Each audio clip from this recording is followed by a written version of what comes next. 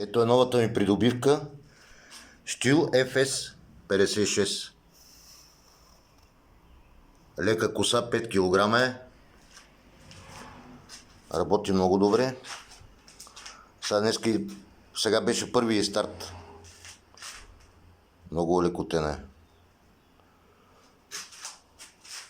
Той бутон е постоянно включен. Значи не трябва да забравиш, не можеш да го забравиш, защото постоянно е включен и се връща автоматично. Ето и главата тук.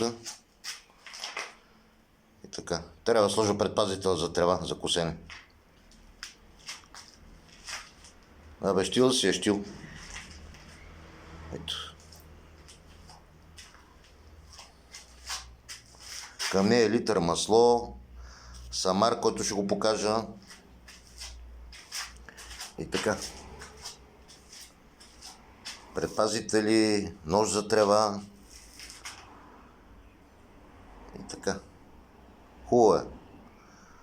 Работи много добре. Тук. Щилче.